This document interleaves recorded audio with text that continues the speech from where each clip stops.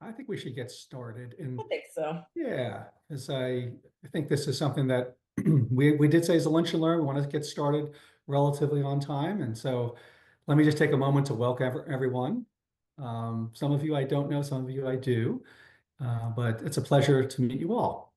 And happy Friday to everyone. This is our Lunch and Learn series called Thought Leadership Connections. And this particular one is focused on the middle market. And in particular, how can we create maximum impact and several growth strategies and mindsets that we'll be talking about today. And when I say talking, I don't mean talking head. I mean mutual discussion and engagement. That's the whole idea of the Thought Leadership Connections series.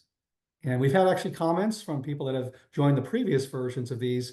We had a few more attendees than the previous ones, but all good. But nonetheless, it's all about engagement and connection and really dialogue. And that's what people have said. Wow, thank you so much for giving us space, time to talk to our peers. So that's what we're going to continue to lean into and honor.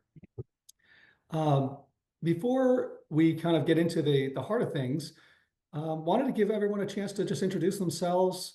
And I'll start, and then I'll turn it over to each of you, maybe your name, company, and your role. I'm Mike Murphy. I'm the Senior Vice President of Client Growth here at Lodestone, joined by Sydney Fowle, our Chief of Staff, and Sandy Fiaschetti, who's our Managing Director and Founder. So pleasure to be here. Let me just open it up to the team. Maybe Asiat, you want to kick things off? Yes, thank you so much. So this is my first time attending this meeting or anything of the sort. My name is Asiat Magamaeva, and I am with Grove Curve Capital. I'm very new to private equity and Grove Curve Capital, so I'm on a very quick and steep learning journey right here. And I know you said a conversation, but I'm also looking to hear things, right? To learn. So for me, it's really going to be a learning session. I'm an AI psychologist. I do have experience working with large organizations. So I'll try to contribute with things that if there's some interesting research that I've read in my, in my studies of private equity, I'd be happy to share and happy to be here to learn from you. Thank you for having me. Welcome. Yeah, absolutely. How about Leanne? We'll just go across the top left to right here, maybe. Hi, Leanne Weinberg. I am the founder of T6 Talent Partners, an HR and recruitment consulting firm that works with early to mid-stage startups. And I am the operating partner of Mavericks Private Equity, a growth equity fund based out of Toronto, where we invest in growth stage companies, sort of past the VC mark, but not at the buyout stage. And we have just recently gone to market with Fund 2. Yay. Oh, congrats. It's a big deal. Oh. If you see me distracted, Yeah. it's not you, it's me. All right, maybe we'll go to Dawn. Hey, let's see if it works. Let's see if it works now that I talk. Can you hear me? Yep. Yeah, you're coming in fine. How about now? Yeah, we could hear you Good. before. Now you, okay. I don't know why my headphones won't work. So, good morning, or it's morning for me, but good afternoon for some of you. Good morning. I don't know. Good day. Good Friday. Happy Friday. My name is Dawn Anderson. I do live in LA, but I, like Sandy, am a Metro Detroit native, and I've worked in a lot of PE space over the last 10, 15 years. Currently, I describe as employment adjacent in between gigs. My last one, our company was bought out or acquired, and they bought me out, which afforded me some opportunity to take care of family member. So, but whenever I can have time to spend with Sandy, I like to do that, and I find all these things very informative and helpful. So happy to be here today. Super. Thanks, Dawn. And maybe go to Laura and then Angela.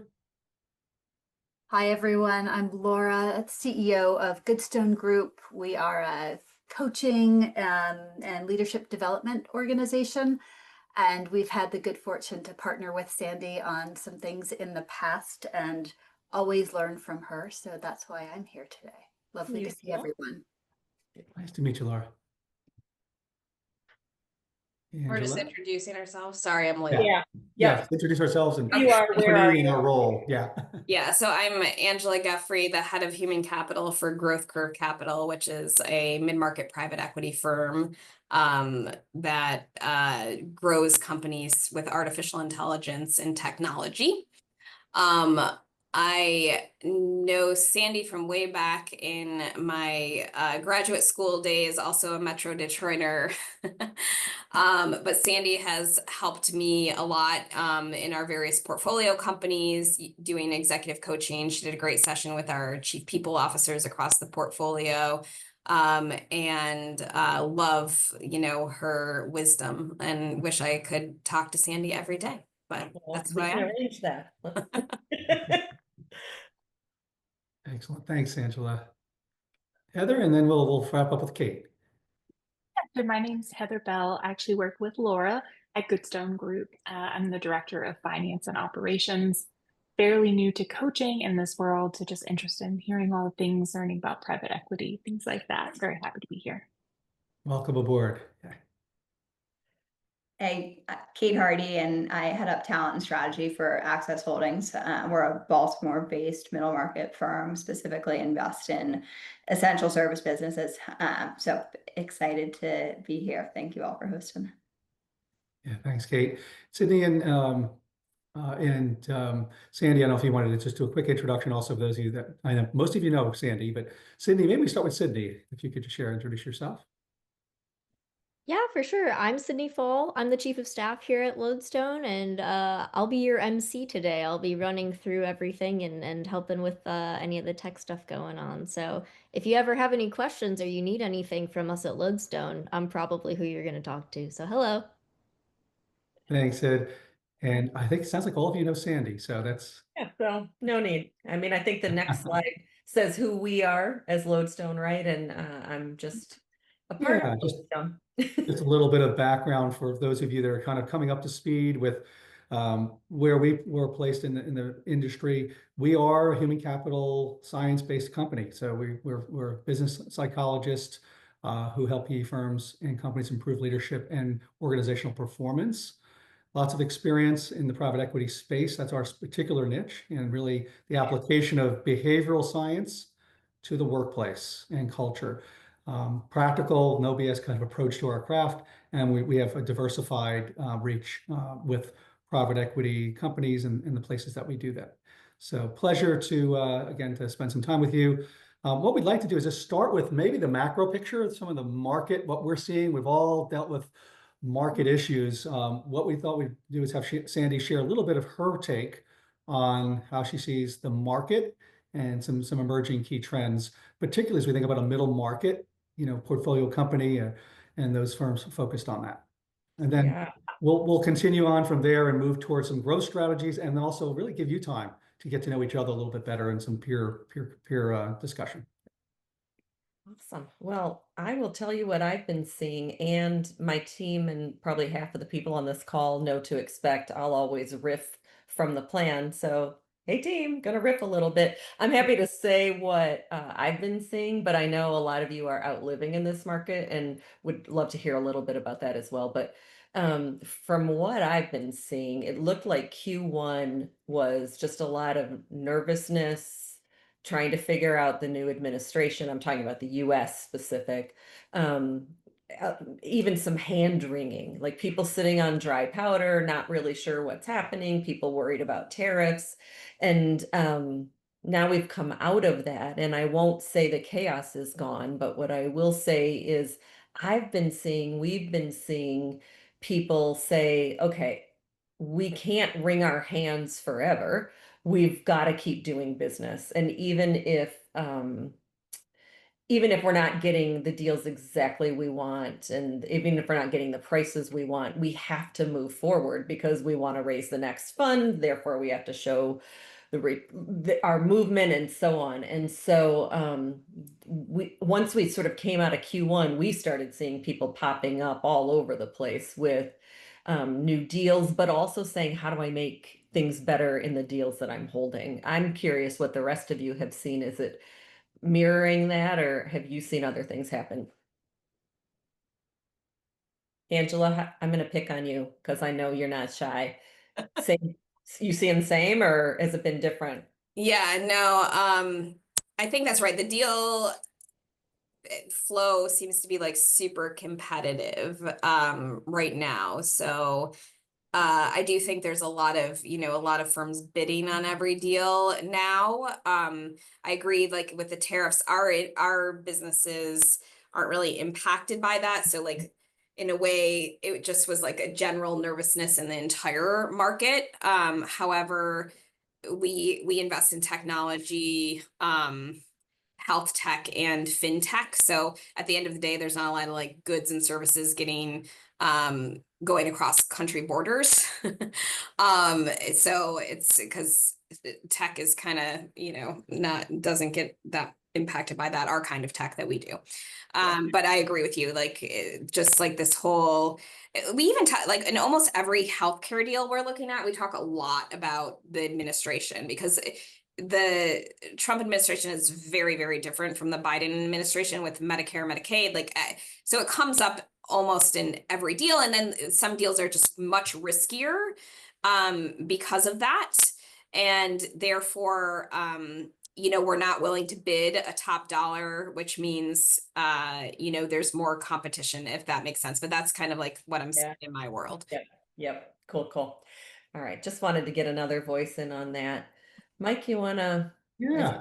Yeah, I'm wondering, Sid, if you could help us. I know sometimes we love to poll a bit just to kind of maybe give you all a little bit of another venue for your voice in this. So maybe there's a couple additional questions we have for you. Maybe you could just respond to these. What we're seeing is maybe top level growth challenges. Curious about your reaction to these. Maybe we take 2 minutes to look at what are you seeing as the broad growth challenges in your portfolio companies, and select all that apply. Yeah. I wish there was one across all portfolio. Yeah, I know, right? Right. Yeah, we had thought about that. Maybe just pick your top one, but be like, no, it's probably multiple. And don't forget to scroll. You might not see the choices for 2, but they're there. Thank you. Yeah.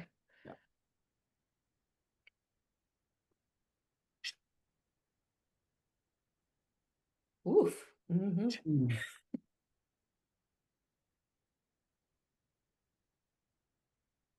Yeah.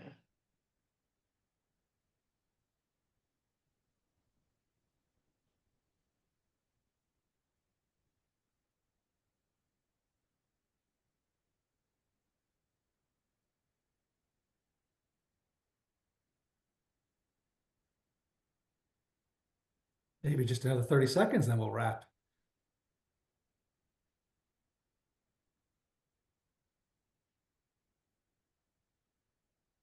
All right. I think we're good. If you can see these, it just kind of is a theme. Curious for your quick comments here too.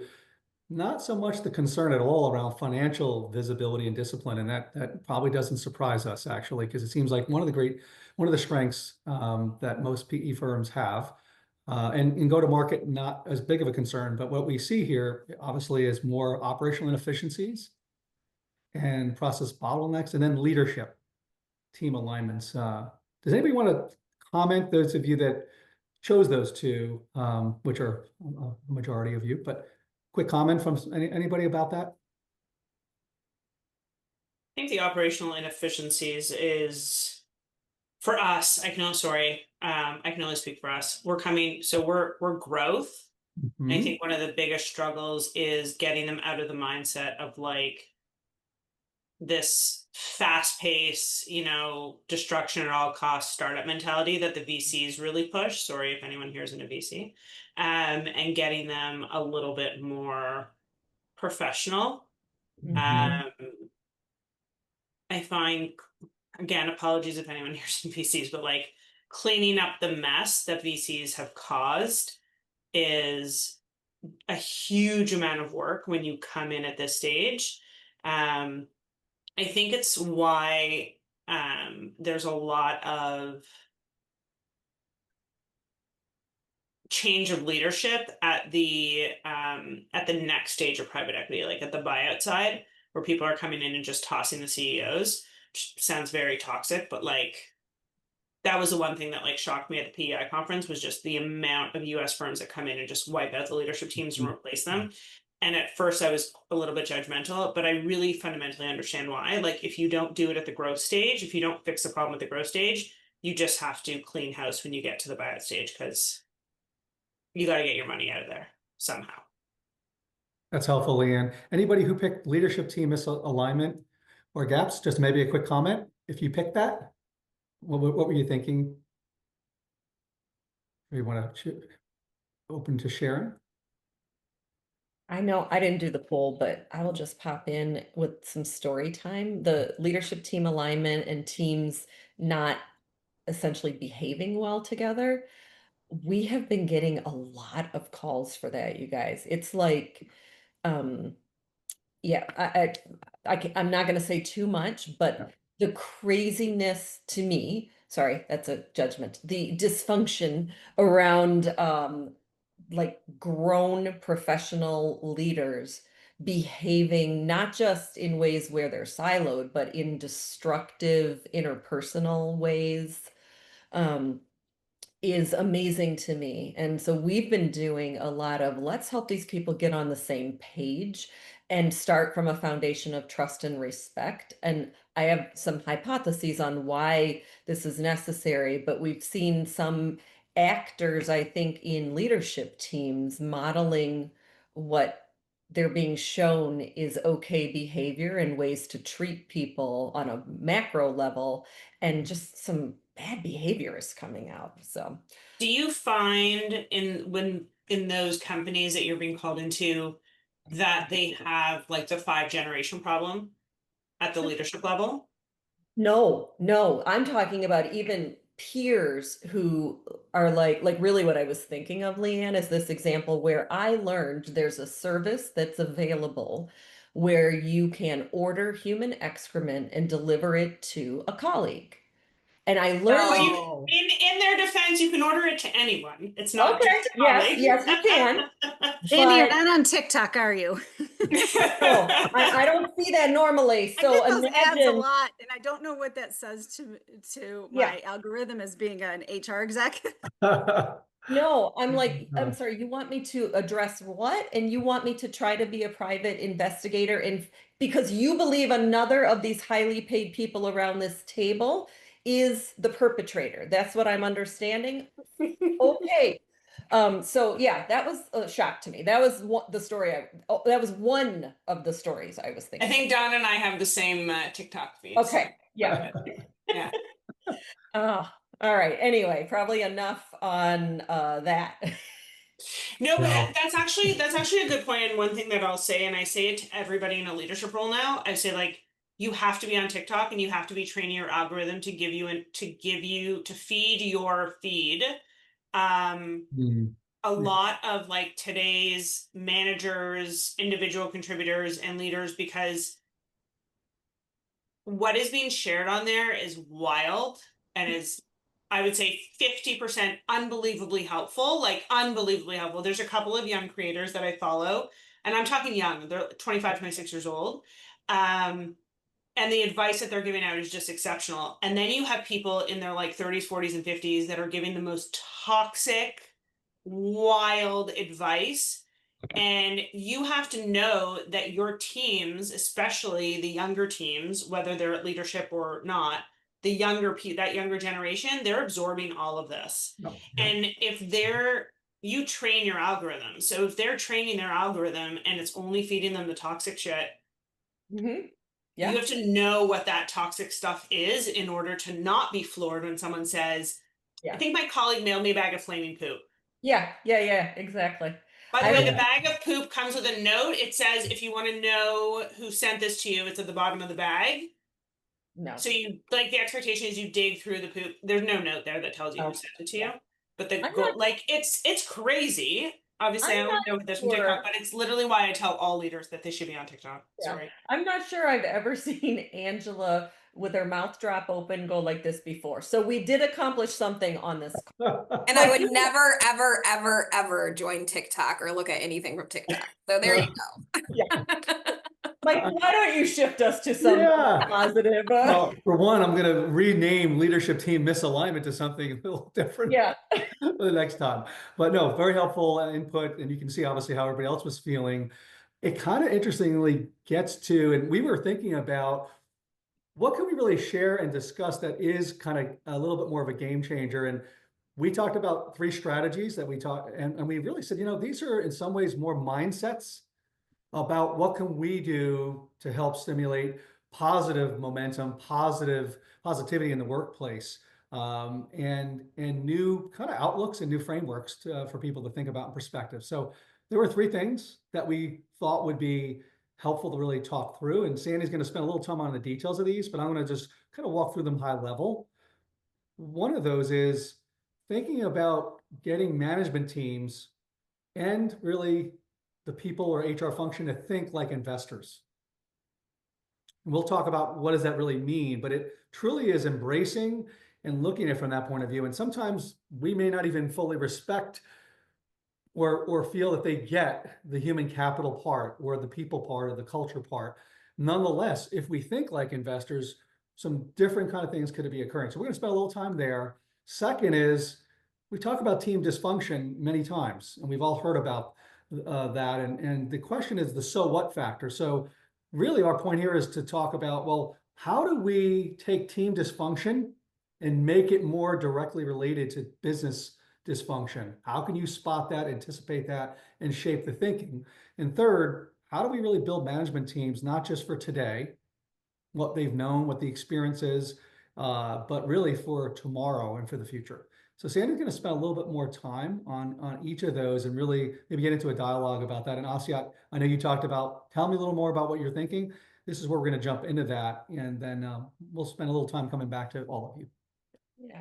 So Sandy, maybe tell us a little more about this first one. What does it really mean to think like an investor? Yeah. Well, I mean, this is my take on it at least. I think it's the management teams, but also like, can we talk amongst the HR family? A lot of us are HR people. It's the reminder that we have to shift our language to be business language and sound like an investor, right? So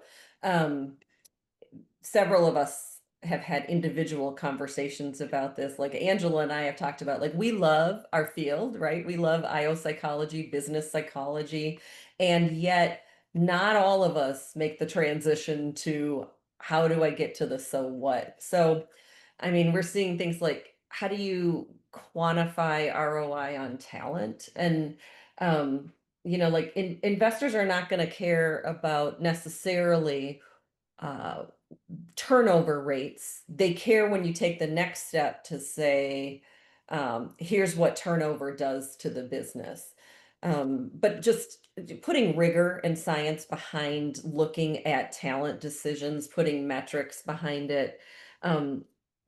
Don't go in with a beautiful talent strategy that is full of HR words or, as a management team, don't bring a CHRO to talk all about talent strategy from an HR point of view, but really thinking about how is all of this, why does this even, it's really the why does this even matter? Like if we're talking about succession planning, make sure you're showing how it relates to the business timeline, the growth inflection points that you're going to have.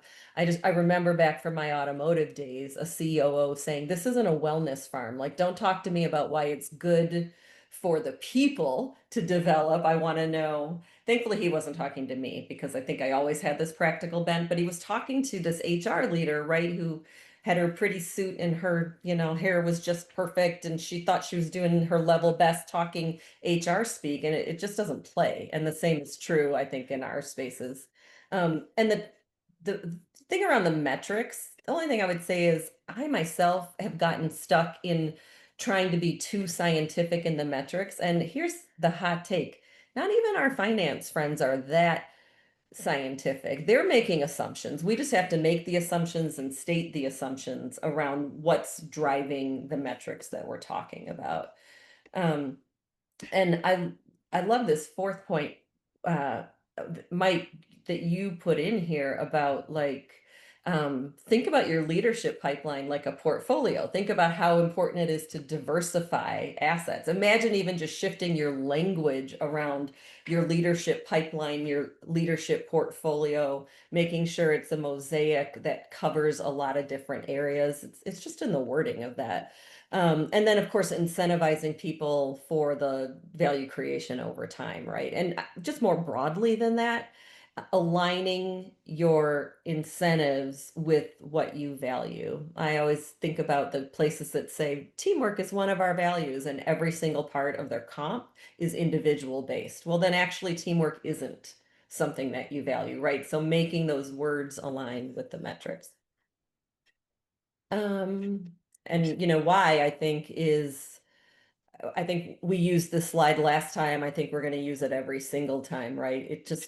It matters. And we need people thinking about measuring, but again, not getting stuck in we can't measure soft things, but also not trying to be completely exact about it, like finding that sweet spot and stating the assumptions around it. And I was thinking about an example we had with a client where they were a client where they brought a new CEO in. They were worried it was going to cause shambles in the team. It didn't, because of a great change management process from one CEO to the other. And they were worried they were going to lose their CRO and how it was going to impact their go-to-market strategy and all of this. And when they didn't, the deal team was able to say, we think this saved X amount of dollars. And why? It's because they were just going through the assumptions. They were saying, well, our go-to-market was going to be worth 5 million. If he would have left in the middle of it, we maybe were gonna see half of that. So that's 2.5 million right there. Then we would have had the cost of bringing in a new one. And so it's just thinking like that about metrics, that you don't kind of freak yourself out and never get out of the starting blocks on it. The second one, right, is the second one you had up there, Mike, was the management team dysfunction. Don't let it become business team dysfunction. And this is also getting to that point of change the wording, right? There's not, when you say, oh, there's a lack of trust or poor communication, what does the board care about? The board doesn't care there's a lack of trust. The board cares that there's low collaboration, that there's siloed teams. They don't so much care that there's poor communication. They care that you've got these operational efficiencies that came out in that first poll, and they care that people are missing deadlines and so on. So it's just shifting, oh, our priorities and our incentives aren't lined up. People are avoiding conflict. It's getting to the so what that gets in the way of the business, gets in the way of the business growing, and making that shift in language and in, tying things together. And then the third one about building management teams for the future. We HR people, we love competencies, right? We love knowledge, skills, abilities, but don't don't just talk about those, right? It's what is really the business imperative? What is it around the value creation plan? And go after measuring that. So like I guess I've seen two camps. I've seen people who are all about the HR speak of, here are some competencies and here's, a personality inventory, and let me report to you about this person like in a academic diagnostic way. Doesn't sell. And then I've seen people say, we build a balanced scorecard, we measure the business imperatives, but they have no teeth underneath it. Both of those are bad, in my opinion, right? So it's like, how do you put it in business language but have the science underneath it? That felt like my voice for a long time. So I'd love reactions and challenges to this.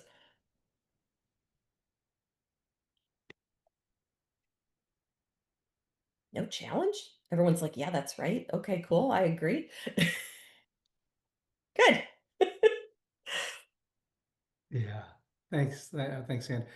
You know, it's one of these things that as we're thinking about these, and we certainly think about, okay, we might have alignment in how, you know, we should be thinking in the mindset, but obviously, what can we really do to pull it through? And I'll just use that term, pull through. We're all so busy. We have so many priorities, lots of things to work on, but you know, how can you really step up and level up your game so that you actually in the next 30 days, 60 days are going to make a material impact in with one or two people or with one or two teams. So what we wanted to do is kind of take the broad thing. We just think like an investor, convert team dysfunction to business dysfunction and why it matters. And then again, thinking about building management teams for the future based on the business imperatives. As you think about those three, what we'd like to do is kind of break you out and think about for yourself and your portfolio companies for a second. That's the lens. What growth strategy or mindset of those three would have the greatest impact on value creation and growth? And then just maybe share, what do you think you could do to help others adopt that mindset in the organization? And maybe what might be an obstacle? Ask your team for some input on that. So the growth strategy that would have the biggest impact, the three we're saying choose between are getting management teams to think like investors, not waiting for team dysfunction to cause business dysfunction, and building management teams. So just kind of framing. Yeah, exactly. Good Yeah. recap. And if there's a way for us to keep that in front of us, that's great, but we'll be happy to reiterate if helpful. Sydney, I know you were going to maybe break people into one, two, or three groups. So I'll leave that to you. Yep. I think sounds good. Sid, you're going to create room 1 and room 2, and I see how you're going to create them. Looks totally reasonable. Let's do it. And then we'll just take maybe 8 to 10 minutes to ask you to really talk this through amongst yourselves. Then we'll come back, talk about it as two groups, and discuss what we really distilled out of that. How's that sound, team? Sounds Excellent. Those rooms should be open for you guys to join now. Super. Have fun.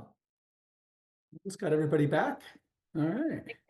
I popped in group 1 for a little bit. They were having a great conversation and told me, but it wasn't on your questions. This is what I love about this organic. Talk about what you need to. What was the summary coming out of group 1? We talked, like, I'll cover some of it and then my team can cover it too. But I started off by talking about automation as a growth strategy and how much that impacts not only the value creation, but all of the human capital components. Then we got into talking about changing up leadership for scaling, and when to do that and when not to do that. But team, add on. Kate, Leanne? Kate, I was shocked by all the add-ons you're doing. Oh my goodness, how do you integrate them all? We oftentimes are building full integration teams at our portfolio companies. We also have like our value creation team at the firm level. We have like a principal financial excellence who's responsible for like the financial infrastructure, integration systems, processes. But it is a lot. We talked a little bit about like building for the future and how that can be challenging because oftentimes we're starting with a pretty small platform, which if you have a CFO who isn't willing to be in the weeds, right? Building for the future isn't necessarily solving for the now. And then you can run into some major issues. So just with the sort of rapid scaling of organizations that we go through, bringing in the right management teams, we transition management teams often. We try and do it quickly. It's not always a quick process. But I don't think that was quite on the topic, but no, but in a way it is though, because when I popped in, one of the things you all were talking about is sometimes people don't want to make the journey of I report to a board now.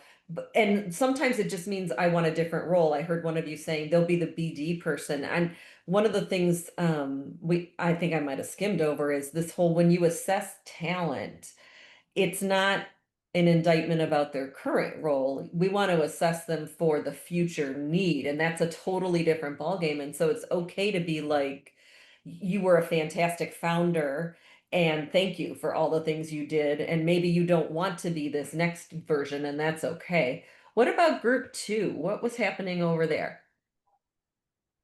And poor Laura, I know you're back to back today, and you were like, I had to you're gonna need a break. I know you need to In fact, go. I just texted, I've got to drop off. This has been Okay. fantastic. Thank you. Yes, Really come back appreciate it. anytime.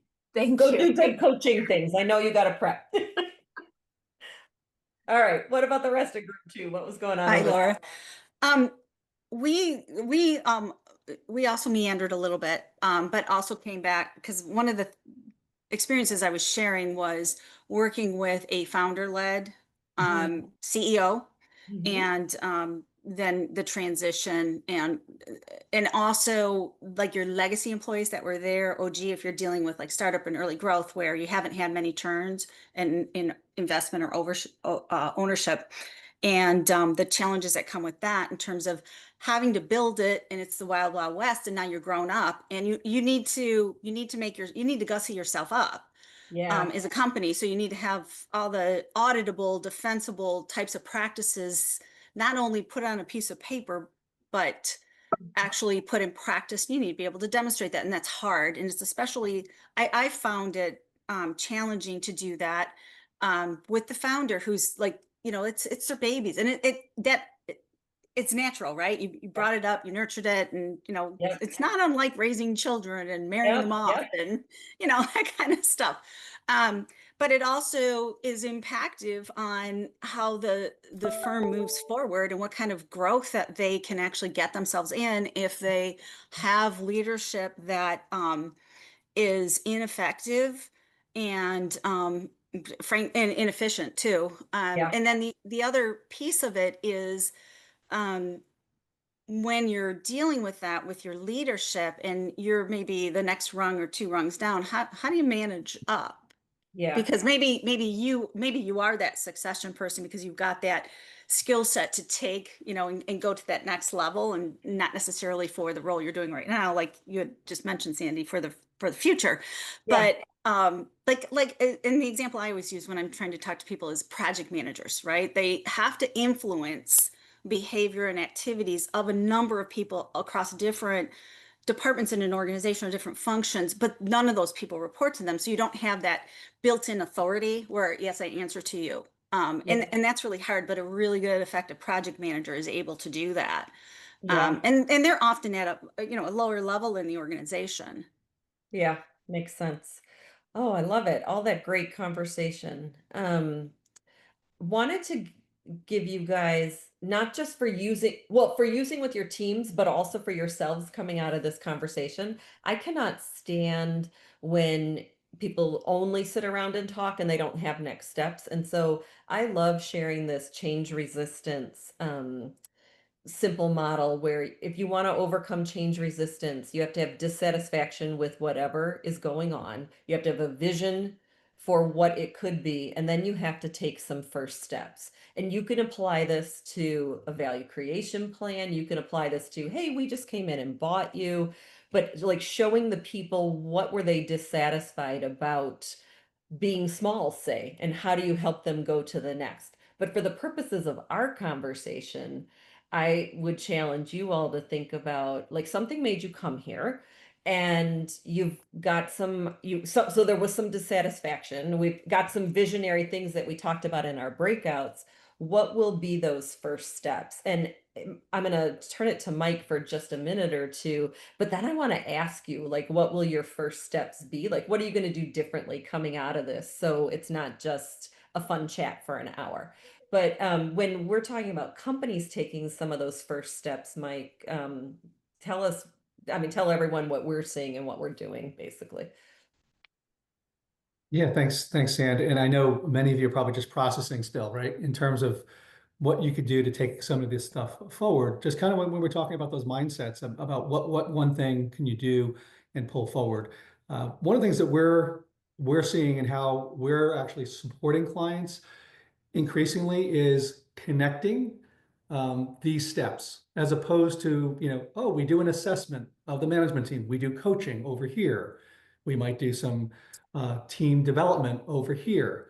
And many of the organizations are saying, hey, help us make sense of our management team, and not just for today and not just for the here and now, a data point, but actually help us see how we can progress. So we've developed a further refinement of what we call the 3 A's: assess, align, and advise. And we're really helping our management teams think about the connectivity between that. So if you're assessing any assessment data, whether it's Lodestone working with you or it's your own internal performance data or whatever. So, okay, so how do we take that data and how do we port it through to inform the deal team about risks? But how do we then, from day one, help bring that information to help create quick and early alignment about what they can do to be more optimized as a team? And then how do we make sure that the CEO in particular is helping guide that journey? So those are just 3 things that we're seeing that we're doing much more of in a more integrated way. And we're really following a little more of their life cycle. But Sandy, I'm curious for your thoughts too. You're also working with a number of these clients in many ways. So any comments? I just love that there's been this realization of we should just know and do these things together instead of like, oh, thanks for the assessing, our CEO's fine, and then 4 months later getting the, oh my God, our CEO is so not fine. Like, the realization that you should put some things together is delighting me. So I'm glad, to be meeting that. I know we have 5 minutes left, so I want to ask you, you had a couple of seconds while Mike was talking. Any shift in thinking? I used to think this, but now I think this. I would love, like, somebody to just yell out a sentence on this.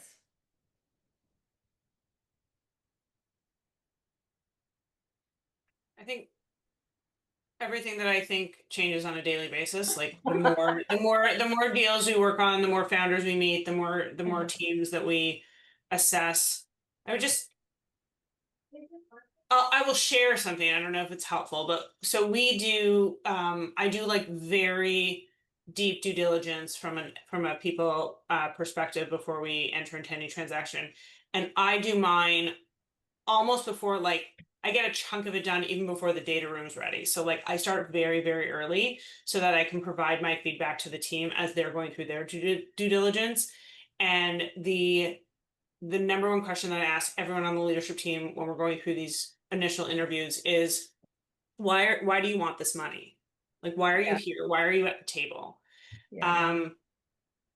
And it is the most telling one of like where we're going to struggle with founders and leadership teams and where they fundamentally understand. And again, I'm sorry, I keep going back to like bitching on VCs, but they're where everybody starts, right? And so when you're at the point where you're PE money and you say to them like, why are you coming to us? Like, why do you want this money? And they're like, well, we have big dreams, or like, you need more money to build. And like, they don't fundamentally understand the PE. Then you start feeding that into every conversation throughout your due diligence, so that by the time you get to the transaction, the people who don't want to be there anymore have already said like, it's probably not going to be for me once this transaction happens. And that's what I love about what you said is you're, in a way, like, you're sort of moving them through this. I used to think this, now I think this. Like, I used to think I wanted this money for this, and now maybe something else is happening. So it's like you're intuitively using this one too.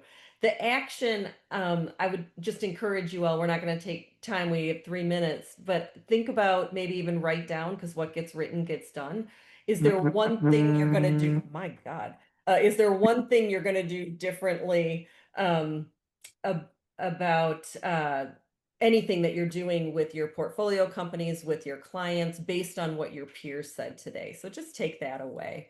Mike, I think we should close this by telling you some places where you might find us.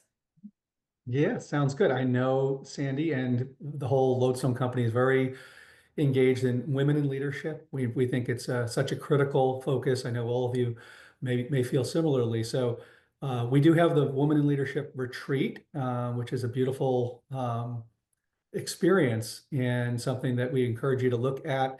The early bird the deadline is this coming Monday. If you are interested, just let us know, and we perhaps we'll work with you one-on-one on that. But that's the And- first thing. and- Sandy, did you and I want to say just- anything?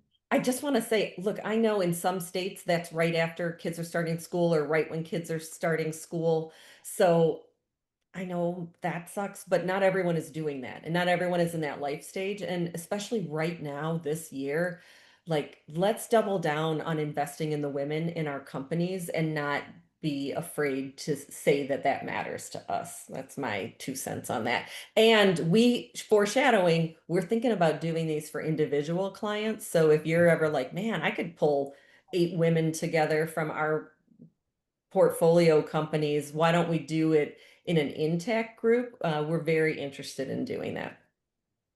Yeah, thanks, Sand. Yeah. And then just maybe a couple quick highlights. We hope to continue this series with another one in September. We will, but curious, any quick feedbacks on the format, the style of this, and its value to you? Because we're very open. We have a poll. Oh my gosh, Sydney, Yeah. pop that poll up about these Oh, I forgot. That's right. We do have a poll. Okay, so we actually have a poll. If you can maybe respond, that'd be great. We appreciate it as we evolve ourselves. Yeah, would If love you that. have other comments beyond what's listed in the poll, feel free to leave those in the chat for us as well.